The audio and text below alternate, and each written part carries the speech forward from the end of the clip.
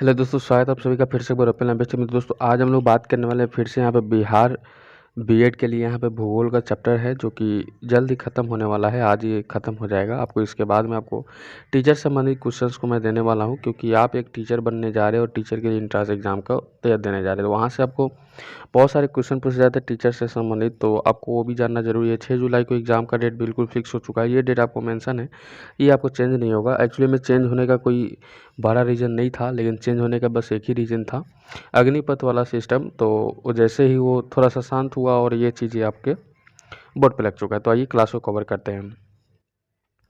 आपने वीडियो को पूरा बारीकी से देखा है और यहाँ पे मैं बताता चलूँ कि आपको किसी प्रकार की हेल्प चाहिए तो नीचे कमेंट्स कर सकते हैं, और आपको वीडियो को लाइक और शेयर कर देना है। दैन चैनल पर नए हैं तो चैनल सब्सक्राइब भी करते हुए चलिएगा। ये मेरा पहला क्वेश्चन है आज का कि भारत का एकमात्र सक्रिय ज्वालामुखी किस द्वीप पर स्थित है। हमने ये क्वेश्चन कल भी पढ़ा था और इसको मैं फिर से एक बार रिपीटेड में ले रहा हूँ। तो यह हमारा बैरन हो जा सकता है। तो एक प्रकार क्या हो जाता है, सक्रिय ज्वालामुखी के रूप में बैरन भी एक प्रकार का ज्वालामुखी आ जाता है आपके अंदर। क्वेश्चन को मैं बारीकी से बताते चलूँगा और तेज़ी से लेकर चलूँगा, क्योंकि आपके एग्ज़ाम हॉल में जाने से बहुत ही कम ही दिन बचे चुके हैं और मैं नहीं चाहता कि सेट के माध्यम से मैं आपको बहुत सारा समय लूँ और बहुत सारा बातें करके मैं आपको परेशान करूँ। तो आइए आपको कवर करते हैं। उत्तरी भारत के विशाल मैदान का कौन सा भाग कंकड़ पत्थरों के नीचे में निर्मित होता है। तो कंकड़ पत्थर से संबंधित यहाँ पे क्वेश्चन की आंसर करने का प्रयास कीजिएगा। तो आपको बांगर नीति क्या हो जाएगा, भांगर मिट्टी, भांगर मिट्टी, बांगर खादर तराई नहीं। ठीक है, आइए अगले प्रश्न की ओर चलते हैं। अगला प्रश्न है कि नदियों द्वारा बहाकर लाई गई नई जलोढ़ मिट्टी को क्या कहते हैं। अब यहाँ पे ध्यान रखिए क्या कहा जा रहा है। नदियों द्वारा बहाकर लाई गई नई जलोढ़ मिट्टी, यानी कि कौन सा जलोढ़ मिट्टी, कभी भी काली मिट्टी क्या है, ये एक तो प्रकार के, एक याद रखिए, ऐसे ऐसे ऐसे जब पानी बहता है ना, तो कभी इस तरह से, कभी इस तरह से, कभी इस तरह से, और ये इधर से जब मिट्टी लाकर यहाँ पे रोक देता है और इधर से मिट्टी लाकर यहाँ रोक देता है, यहाँ से मिट्टी लाकर यहाँ से रोक देता है, तो ये चीज़ें क्या हो जाता है, ये भी बंगर मिट्टी और काली मिट्टी का प्रारूप है। तो यहाँ पे वही चीज़ यहाँ पे कहा गया है और इसी चीज़ का यहाँ पे आंसर भी दिया गया है। तो आपको खादर कर देना है। नेक्स्ट क्वेश्चन है कि बनिहाल दर्रा भारत के किस राज्य में स्थित है। कौन सा दर्रा, बनिहाल दर्रा भारत के किस राज्य में स्थित है। क्वेश्चन चारों ऑप्शन आपके बोर्ड पे हैं। बनिहाल दर्रा से संबंधित क्वेश्चन का आंसर करना है। बहुत ही शानदार प्रश्न है। तो यहाँ पे 50 नंबर क्वेश्चन का आंसर क्या हो, जम्मू कश्मीर के अंदर क्या हो जाता है, बनिहाल दर्रा। और दर्रा से संबंधित एक क्वेश्चन आपके एग्जाम हॉल में पूछेगा। जितने भी दर्रा है उसको याद रख लीजिए मोटा मोटी। मान नीति निपुलेख दर्रे भारत के किस राज्य में अवस्थित है। देखिए यहाँ पे तीनों दर्रे याद कर लेना है और एक दर्रे आपके एग्जाम हॉल में पूछे जाएंगे। तो आपका आंसर हो सकता है क्या, उत्तराखंड। ठीक है, आइए नेक्स्ट प्रश्न है। यहाँ पे कम समय में ज़्यादा क्वेश्चन देने का मैं प्रयास कर रहा हूँ। तेज़ी से आप मेरे साथ बोलते चलिएगा और इसी वीडियो में आप सारे सेट लगा लीजिएगा। सेट लगाना काफ़ी इंपॉर्टेंट है और यहाँ से आपको कन्फ्यूजन दूर होता है। यही आपको एग्जाम हॉल में भी काम आता है। अगला प्रश्न है कि नाथुला और जलेपला दर्रा भारत के किस राज्य में स्थित है। देखिए यहाँ पे नाथुला और जलेपला दर्रा भारत के किस राज्य में स्थित है। तो 52 नंबर क्वेश्चन का आंसर क्या कीजिएगा, आंसर कर दीजिए सिक्किम दर्रा। कौन सा हो जाएगा, सिक्किम आपका बिल्कुल बेस्ट हो जाएगा। अगला प्रश्न है कि लक्षद्वीप समूह का निर्माण किससे हुआ है। लक्षद्वीप समूह का निर्माण किससे हुआ है। तो 53 नंबर प्रश्न का आंसर करने का प्रयास कीजिएगा, परवाल निर्मित से। किससे, परवाल निर्मित से। नेक्स्ट क्वेश्चन रखिएगा हमारे साथ कि जोड़े के दिनों में तमिलनाडु के तख्तों पर वर्षा के कारण होता है। जोड़े के यानी कि जब ठंडी का मौसम आता है, जाड़े के दिन आते हैं, तो उसमें तमिलनाडु के तत्वों पर वर्षा के कारण किस कारण से होता है, यानी कि वहाँ पे वर्षा क्यों होते हैं। तो यहाँ पे आंसर क्या हो जाता है, आंसर हो जाता है लौटता हुआ मानसून। जब लौटता जब दक्षिण पश्चिम मानसून जब वापस सब पूर्वी पश्चिम मानसून के अंदर जब वापस लौट कर जाता है, तो उस उपरांत तमिलनाडु के अंदर क्या होता है, लौटते वक्त बारिश होता है और उस वक्त क्या होता है, वहाँ पे ठंडे के मौसम आ गए रहते हैं। नेक्स्ट क्वेश्चन है कि ग्रीष्म ऋतु में चलने वाली तीव्र आर्द्र हवाओं को बंगाल में किस नाम से। अब यहाँ पे ध्यान है कि एक प्रकार क्या होता है, हम लोग के पास में जब भी गर्म हवा बहती है तो उसको क्या कहते हैं, उसको लू के नाम से हम लोग जानते हैं बिहार में। अब यहाँ पे वही बंगाल में किस नाम से जाना जाता है, ये भी चीज़ आपको मेंशन रखा गया है। तो आपको कहिएगा काल बैसाखी, क्या कहते हैं उसको, काल बैसाखी कहते हैं। नेक्स्ट क्वेश्चन सबसे बोर्ड पे भारत में अधिकांश वर्षा किसके द्वारा होता है। देखिए भारत में वर्षा तो होती है, सभी को पता है, लेकिन ज़्यादातर वर्षा किसके कारण से होती है, यह चीज़ आपको कुछ बताना है। तो 56 नंबर क्वेश्चन का आंसर क्या हो जाएगा, 56 नंबर का क्वेश्चन का आंसर हो जाएगा दक्षिण पश्चिम मानसून, आपको बिल्कुल बेस्ट हो जाएगा। नेक्स्ट प्रश्न इससे भी बेहतरीन क्वेश्चन पूछने के वाले है कि मानसून भारत में सबसे पहले किस राज्य में प्रवेश करता है। क्वेश्चन आपसे पूछेगा मानसून भारत में सबसे पहले किस राज्य में प्रवेश करता है, भारत के किस राज्य में सबसे पहले मानसून प्रवेश करता है। तो आपको ये केरल के अंदर सबसे पहले मानसून क्या होता है, प्रवेश करता है और यहाँ पे जब भी प्रवेश करता है क्या होता है, दाहर वर सब लाइन लेते आता है और बहुत तबाही भी मचा देता है यार। मानसून का प्रत्यावर्तन काल किस ऋतु को कहा जाता है? मानसून का प्रत्यावर्तन काल किस ऋतु को कहा जाता है? तो 58 नंबर प्रश्न का आंसर क्या हो जाएगा? आंसर की शरद ऋतु। क्या करना है आपको? शरद ऋतु बिल्कुल करते हुए चलना है। बी नंबर ऑप्शन करेक्ट हो जाते हैं। नेक्स्ट प्रश्न आपको बोर्ड पर लग चुका है यहाँ पे, चिनाव नदी। चिनाव नदी से संबंधित क्वेश्चन पूछने वाला है कि चिनाव किसकी सहायक नदी है। आपसे भी पूछा जा सकता है कि गंगा की कुछ सहायक नदियाँ ऑप्शन दे दीजिए कि बिहार में पटना में किस ओर से मिलती है, बिहार की शोक नदी किसको कहते हैं, ये सारी चीज़ें आपसे भी पूछी जा सकती है। तो 59 नंबर प्रश्न का आंसर क्या कीजिए? सिंधु नदी। चिनाव नदी का क्या हो जाता है? सहायक नदी हो जाता है। अगला टॉपिक, अगला क्वेश्चन आपके बोर्ड पे कि शरावती नदी पर स्थित जोग जलप्रपात भारत के किस राज्य में स्थित है? क्वेश्चन आपके बोर्ड पे, शरावती नदी पर स्थित जोग जलप्रपात भारत के किस राज्य से स्थित है? तो 7 नंबर क्वेश्चन का आंसर क्या कीजिएगा? आंसर कीजिएगा आप कर्नाटक। आपको क्या करना है? कर्नाटक बिल्कुल बिल्कुल कर देना है। नेक्स्ट प्रश्न फिर से कि झेलम, ब्यास, जास्कर, गोमल आदि नदियाँ किस नदी की सहायक नदी है? देखिए ये 4 नदी याद रखिए सबसे पहले, झेलम, ब्यास, जास्कर, गोमल। तो ये सारी नदियाँ जो है किस नदी की सहायक नदी के रूप में हम लोग जानते हैं? तो आपकी सिंधु नदी की। किसके? सिंधु नदी, याद रखिएगा। ऊपर ही हम लोग पढ़ा, भारत की कौन सी नदी हिमाचल प्रदेश में चंद्रभागा के नाम से जानी जाती है? देखिए क्वेश्चन क्वेश्चन कितना घुमाएगा आपको। हिमाचल प्रदेश में जो है चंद्रभागा के नाम से जानने वाली जो नदी है कि हिमाचल प्रदेश में कौन सी नदी है जो कि चंद्रभागा के नाम से जानी जाती है? जो जाने के बाद में तो आपको चिनाब नदी को चंद्रभागा के नाम से भी जाना जाता है। अगला प्रश्न आपको बोर्ड पे फिर से लगेगा कि गंगा नदी अपने उद्गम स्थल पर किस नाम से जानी जाती है? देखिए गंगा नदी अपने उद्गम स्थल पर किस नाम से जानी जाती है? तो 63 नंबर क्वेश्चन का आंसर क्या है? तो भागीरथी के नाम से। क्वेश्चन काफ़ी इंपॉर्टेंट है, काफ़ी मोस्ट इंपॉर्टेंट है, बीबीआई है, क्वेश्चन को टिक लगा लीजिए। आइए अगले प्रश्न की ओर चलते हैं कि गंगा नदी बांग्लादेश में किस नाम से जानी जाती है? देखिए कौन सा प्रश्न आपसे पूछा जा रहा है कि गंगा नदी बांग्लादेश में किस नाम से जानी जाती है? तो 64 नंबर प्रश्न का आंसर क्या कीजिएगा? पद्मा नदी से। कौन सा? पद्मा। वीडियो के सहारे से मैंने सारे क्वेश्चन देने का प्रयास किया है जो कि आप सब्जेक्टिव के अंदर पढ़ें। सारे क्वेश्चन मैं ऑब्जेक्टिव के अंदर देने वाला हूँ ताकि एग्जाम हॉल में किसी प्रकार की कठिनाइयाँ ना आए। दामोदर और गंडक नदियाँ किस नदी की सहायक नदी है? देखिए क्वेश्चन आपको बोर्ड पर लग चुका है कि दामोदर और गंडक नदियाँ किस नदी के सहायक नदी हैं? तो आप कहिएगा इस क्वेश्चन का आंसर गंगा नदी का सहायक नदी है जो कि सारे अंदर किसके अंदर? बिहार के अंदर जाकर मिल जाती है। अगला प्रश्न आपको बोर्ड पे कि निम्नलिखित नदियों में से कौन सी नदी तिब्बत में सांगपो नाम से जानी जाती है? देखिए तिब्बत के अंदर कौन सी नदी है जिसको सांगपो नाम से जाने जाते हैं? ये चीज़ आपसे पूछा गया है तो आप ब्रह्मपुत्र कर दीजिए। कौन सा? ब्रह्मपुत्र आपको कर देना है। काफ़ी शानदार क्वेश्चन है। अगला क्वेश्चन आपके फोर्थ से पूछेगा कि पासी घाट के निकट किन दो नदियों के मिलने से ब्रह्मपुत्र नदी का उद्गम होता है? प्रश्न देखिए क्या कह रहा है कि पासी घाट के निकट किन दो नदियों के मिलने से ब्रह्मपुत्र नदी का उद्गम होता है? तो 67 नंबर प्रश्न का आंसर क्या कीजिएगा? 67 नंबर क्वेश्चन का आंसर कर दिए दिव्यांग तथा लोहित। दिव्यांग तथा लोहित कर देना है। आइए अगले प्रश्न को चलते हैं कि निम्नलिखित में से कौन सी नदी अरब सागर में गिरती है? निम्नलिखित में से कौन सी नदी अरब सागर के अंदर गिरती है? तो 68 नंबर प्रश्न का आंसर क्या हो जाता है? नर्मदा नदी। ठीक है, नेक्स्ट क्वेश्चन देखते हैं। यहाँ पे अगला प्रश्न आपको बोर्ड पर लग चुका है कि प्रायद्वीपीय भारत की सबसे लंबी नदी कौन सी है? प्रायद्वीपीय भारत की सबसे लंबी नदी बात पूछा गया है। एशिया की सबसे लंबी नदी, चौड़ी नदी, बड़ी नदी, ऊंची नदी, सारी चीज़ें भी आपसे पूछा जा सकता है। तो जो भी मैं टॉपिक बताता हूँ प्लीज़ एक बार उसको रिविजन में अपने डाल लीजिएगा, जहाँ से क्वेश्चन पूछने की उम्मीद रहता है मैं उसी को बताने का प्रयास करता हूँ।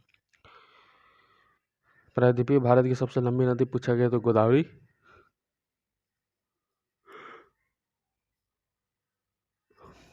नेक्स्ट क्वेश्चन है कि पेनगंगा, वेनगंगा एवं प्राणहिता किस नदी की सहायक नदी है?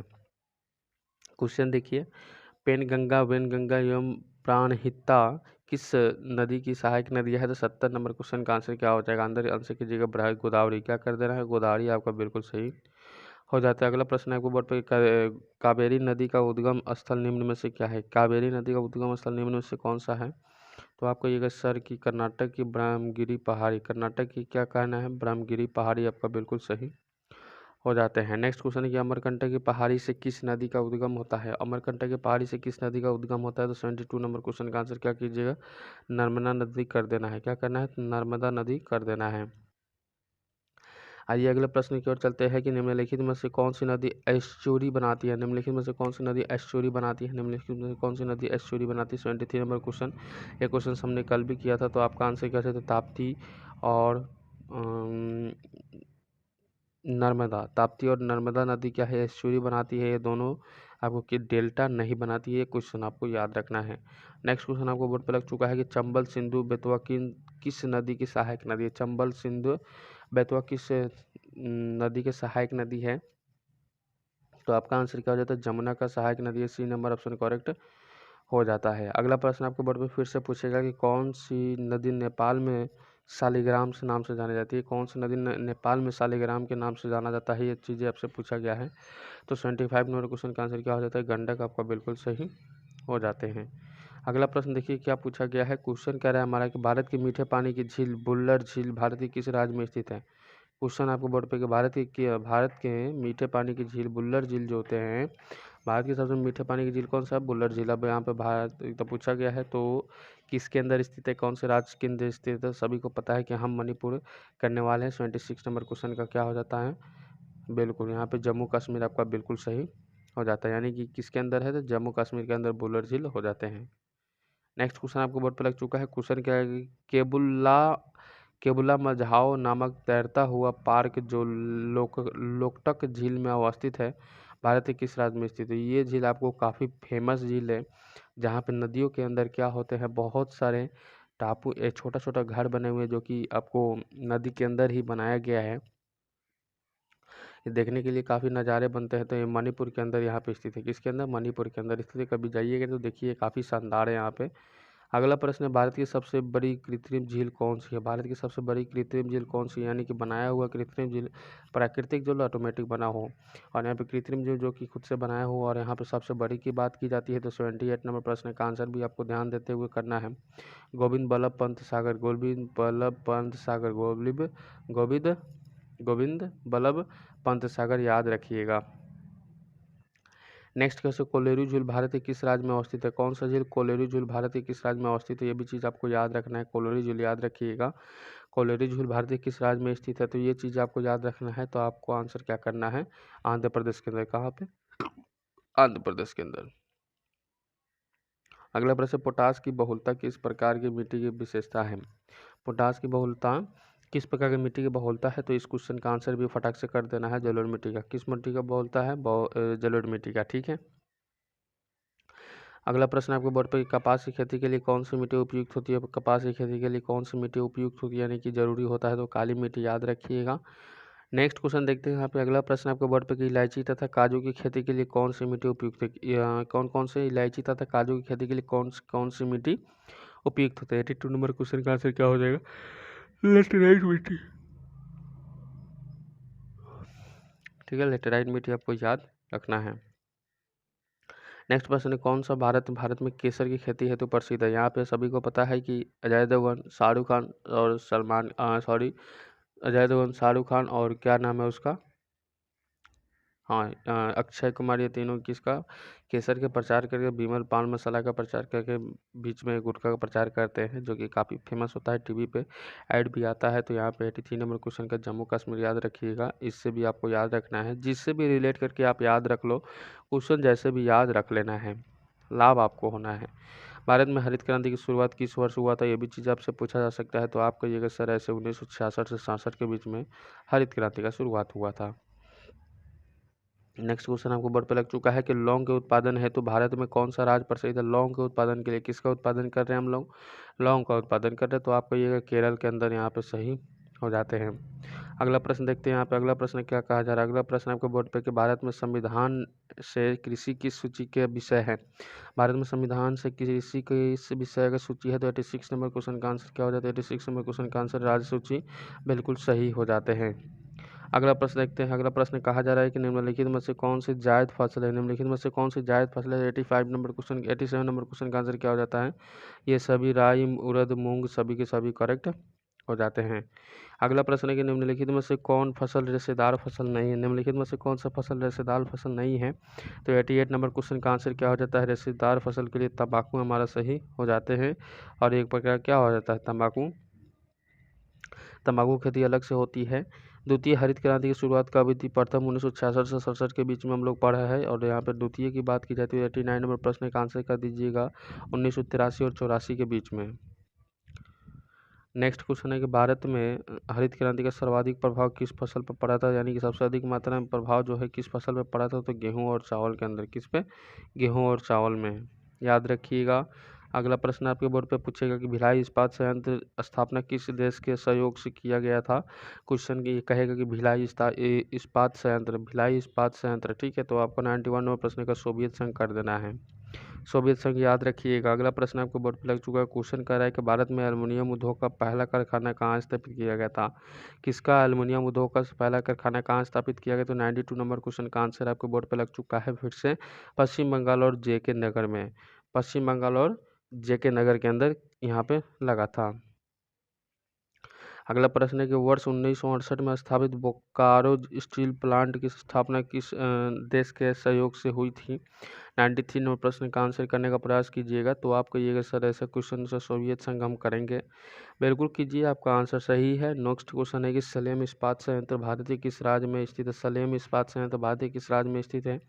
तो 94 नंबर क्वेश्चन का आंसर क्या हो जाएगा? 94 नंबर क्वेश्चन का आंसर हो जाएगा तमिलनाडु। मैं छोटा वीडियो दूँ या बड़ा वीडियो दूँ? मैं ज़्यादातर कोशिश करता हूँ छोटा छोटा वीडियो दूँ और इससे भी ज़्यादा आपको लाभ होता रहे। अगला प्रश्न आपको बोर्ड पर लग चुका है। प्रायद्वीपीय भारत में सिंचाई का प्रमुख साधन क्या है?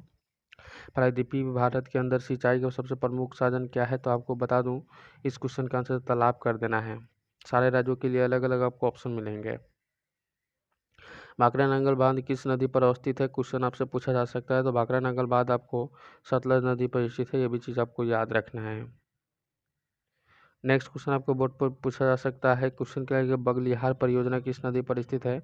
तो बगलिहार परियोजना आपको चिनाब नदी के ऊपर स्थित है, ये भी चीज़ आपको याद रखना है।